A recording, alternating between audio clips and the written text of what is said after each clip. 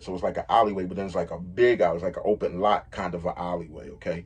Pitch black dark, no lights on, street lights are even off. Pitch black dark, okay? Little narrow block, one way down, one way, one way through it, one way out. I was out there on foot. They pull up. They all got out of the vehicle or whatever. And I noticed the one particular guy who was asking me if I had something or something. I don't wanna pop the pistol, we both grown, we can talk out issues. But just in case you got too much bass, I'ma bring two sticks like a popsicle. The mag is big, but the Glock little. The bag is big, but the block little. You niggas be rushing to die. I'm taking my time, I'ma outlive you. You niggas be blowing the whistle off. Know everything like you see through a crystal ball. Know what they did and you know what they did to y'all. You know about every bitch in the city, dog. Groupie ass niggas, I gotta get rid of y'all. Play from a distance, won't be in the midst of y'all. Get to acting like bop if you piss me off. Acting like bop if you piss me off. I'm about to wear out your whiskey off. When I grab you by the whiskers and rip them off. Welcome to Big Boys Noise. What's going on, noisy neighbors? It's your boy, Big Boy Noise. If I don't seem in like a super excited mood, it's because of the somberness of this particular video. This video will be part 3, first time encounters, first time firearm encounters, part 3. But this will be labeled bad encounters or scary encounters, part 3. Okay. This is just a rough one, but it's the truth. Okay. Not all of it is sad. Some of it is just like, yo, a little scary. But this ain't like the real super joyful one. But I was in a good mood until it was time to talk about this topic. So I want you guys to know that everything is good in my life. Everything is going well. It's just the topic, okay? And let's just first off, this could even be called, this topic is also revolver heavy. This could be called like first time revolver encounters, you know what I mean? But a couple other firearms gonna get covered in this story. Guys, you guys know, man. I mean, the longer you live on this earth, the more stories you have to tell. And my particular past, being from where I'm from, just brings you with not only funny stories to tell, but also sad stories to tell. Okay, let's first go on. All right, where are we going to start? Let's start with guns that were put in my own face. Let's start with the 357. 357 revolver. I know it seems like a weird. Now this is another one of my encounters, first encounters with a 357 revolver.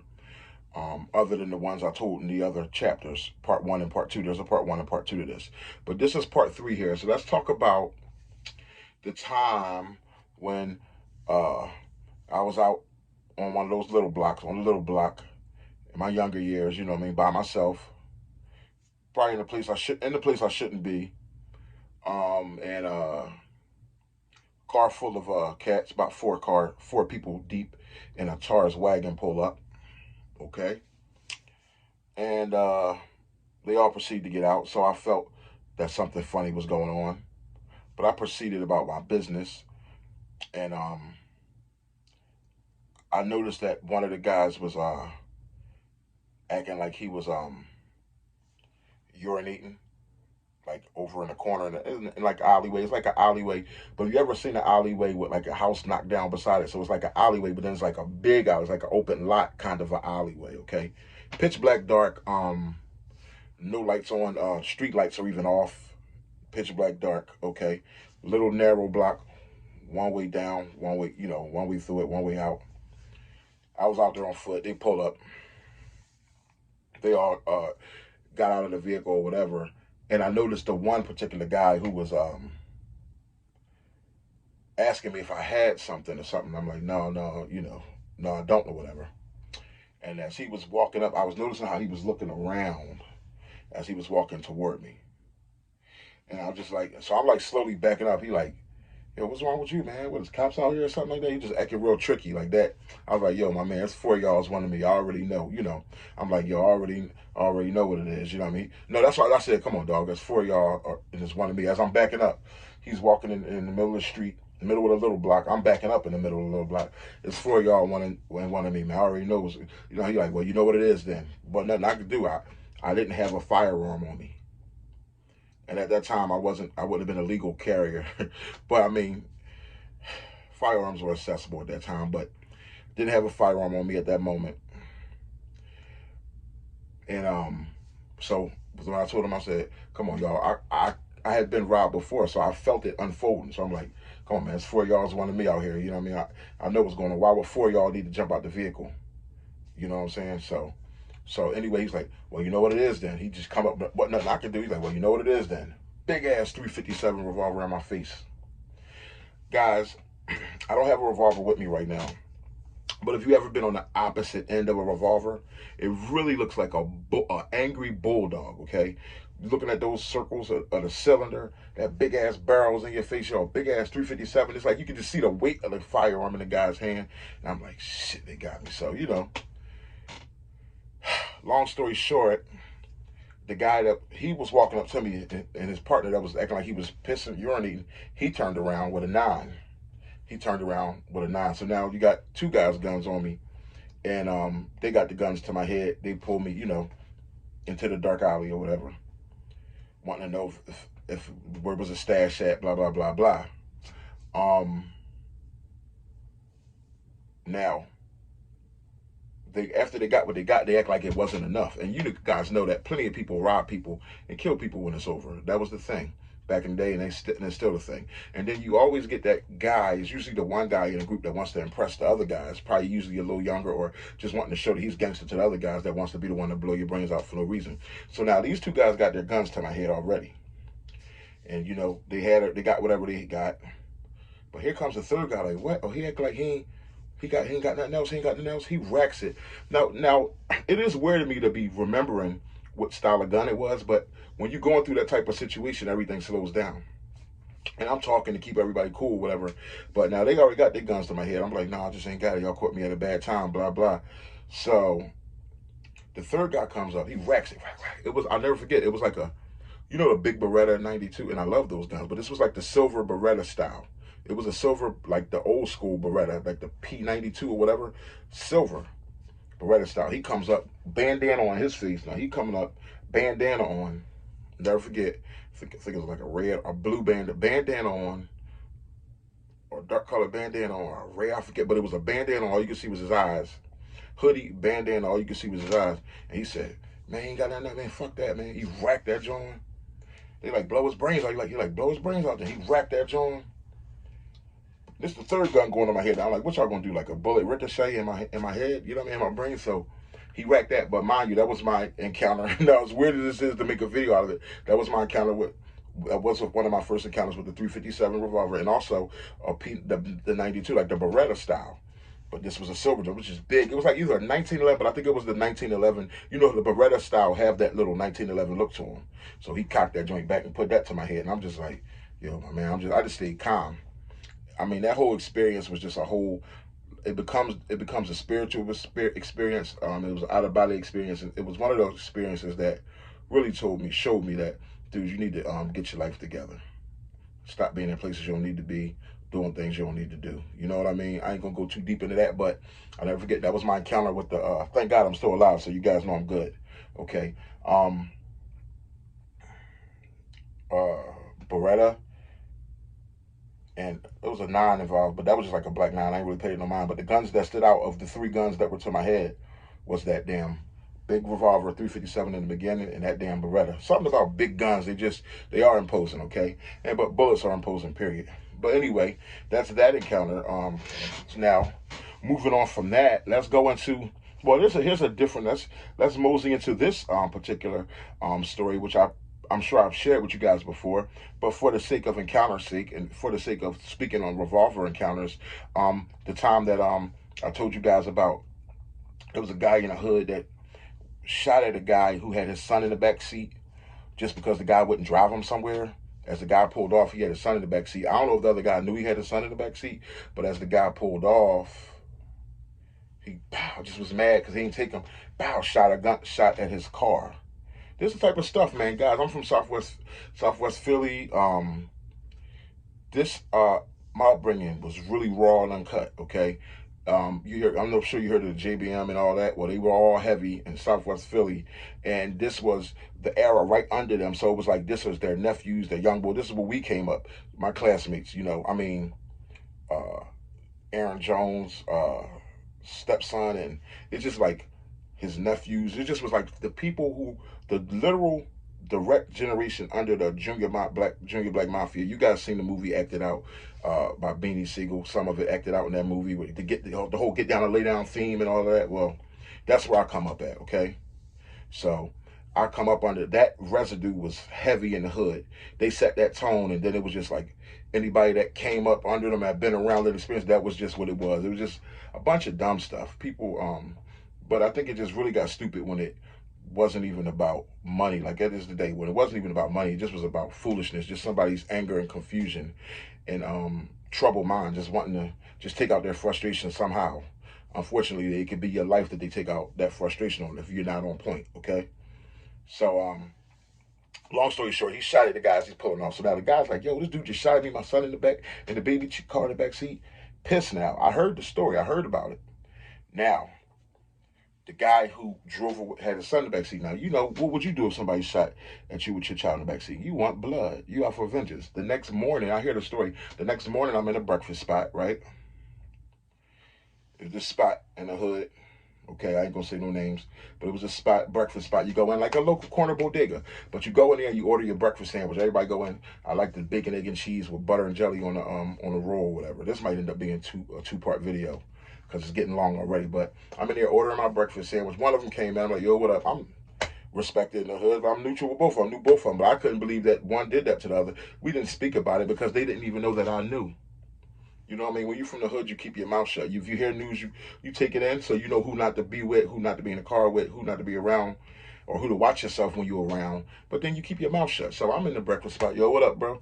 He come in. One of them come in, right? And mind you, the breakfast spot was crowded. The bodega we inside, it was crowded. So everybody in there, a lot of people, kids in there, you know, little kids and stuff. Everybody in there ordering their breakfast sandwich, getting stuff, chips and stuff out the house and everything. Then I noticed the other boy came in. The boy who actually shot at the boy. No, who came in second? Yeah. The boy who actually, I forget who came in second, but the boy who actually shot at the boy that had his son in the car, he came in second. So now they're both in the store. They don't even, mind you guys, just crowded, people doing stuff, getting everybody occupied. They don't even see each other. I see them before they even see each other. So mind you, they at the front. Somehow the crowds and everything, they actually literally bumped into, like turned around, like as if to say, excuse me, to get by each other, and like bumped into each other, like, yo, what's up? They both pulled out their guns. One gun being, I mean, literally, you know how people back in the day, you go shoulder to shoulder with somebody like you're about to fight? Well, they bumped into each other, like, let's look at each other. Yeah, what's up? They both pulled out their guns right there in front of each other. They like this, like, like shoulder to shoulder, like, what's up? What's up? My instincts, as I seen it all developing, my instincts, I'm thinking about the kids in the store. And I just remember my instincts, me stepping. One of them was a 38 special. The other had like a 9 or something. But the one I remember, he pulled out a 38 snub. Okay. Um, and I remember stepping in between them like, yo, yo, yo, yo, yo, yo, yo. No, dog, don't do it right here. Yo, there's kids in here and everything. Let's take this out of the store. And that somehow they both respected me. We were all good. And when I said that to them, they thought about it. For that one moment, I was like, yo, if y'all gonna clap it out, just take it out the store. They were just shocked. Like I knew what was going on right there on the spot. And as I told them, no, let's take it out the store. Like take it out the store, bros. Like y'all need to do this right here. I stepped in between them. Just going off. Sometimes they say don't be a hero. If you're forced to be a hero, you will be one. Because I knew what was going on, because I seen the little girls and the kids in there, and the store was crowded, bullets, innocent people were going to get hit. I literally put my life on the line. I stepped in between them, talking to them. No, guys, just think about the kids. And they were ready to draw on each other. They had their guns in their hand, at their side. The store was crowded. They was like this, like guns in their hand, their side, like yo. I mean, literally this close. Like I'm talking about where as though wasn't nobody going to miss. Okay. When I said that to the kids, one began to go out, right? Now, I'm leaving out, but the other one is behind me. Because mind you, I just was in between them. So one, he's like, all right. He started to step out. And this was the dad. The dad, was it the dad? Yes, it was the dad.